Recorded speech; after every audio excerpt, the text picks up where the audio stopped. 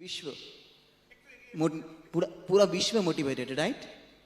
तो मैं ये जानना चाहूंगा कि आप ये वर्ल्ड में धरती में बहुत सारे वेलनेस कंपनी है, तो आप रेनाटस वेलनेस में क्यों आए? क्या अच्छा लगा आपको रेनाटस वेलनेस?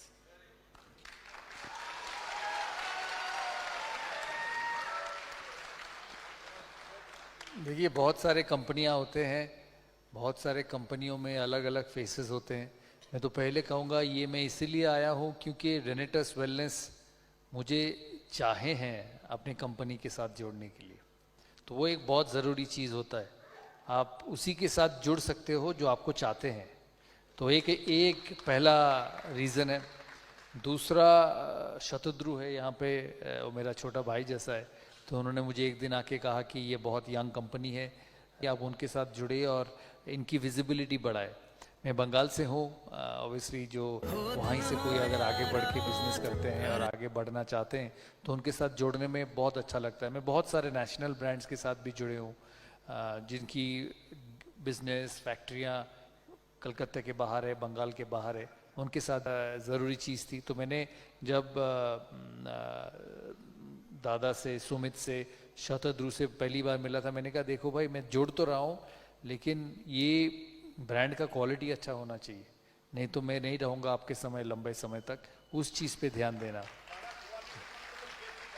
तो जब आपकी R&D का डेवलपमेंट में पूछता हूँ, रिसर्च एंड डेवलपमेंट के बारे में पूछता हूँ, डॉक्टर साहब मुझे कहते हैं कि आप हमेशा R&D के बारे में ही बात करें। तो ये मेरे लिए बहुत इंपॉर्टेंट है कि क्योंकि ये प्रोटीन एक ऐसी चीज़ है जो आपकी बॉडी में जाता है, आपके बॉडी में जाता है, आपका बॉडी को आगे लेके जाता है या पीछे लेके जाता है, क्योंकि ज़्यादा खराब प्रोटीन भी बॉडी के लिए ख़राब है। तो मैं यही इनके साथ हमेशा कहता हूँ कि बॉस, मुझे साथ में जुड़ के रखना है तो क्वालिटी संभाल के रखना। तो वो इम्पॉर्टेंट चीज़ है मेरे लिए। और मैंने आज तक कभी किसी से सुना नहीं कि इसकी क्वालिटी ख़राब है, क्योंकि पब्लिक वर्ल्ड में, सोशल मीडिया में ये फैलने में ज़्यादा टाइम नहीं लगता।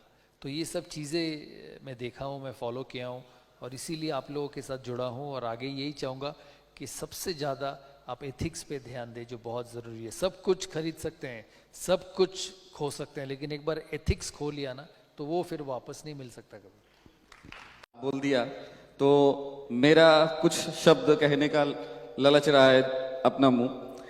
दादा, मैं एक चीज जानना चाहूंगा। मैं आपको पहले बोल दिया कि हम लोग एनिमल ट्रायल करते हैं, उसके बाद ह्यूमन ट्रायल करते हैं, उसके बाद पूरा जो प्रोडक्ट जो टेस्टिंग होता है वो सभी BIS टेस्टिंग लैब, मतलब IIT दिल्ली, BIT मिश्रा, इस लेवल का गवर्नमेंट लैब से हम लोग टेस्टिंग करवाते हैं। वो भी मेरा फेलिसिटेशन में, मेरा सिग्नेचर में, because I am also the F grade scientist.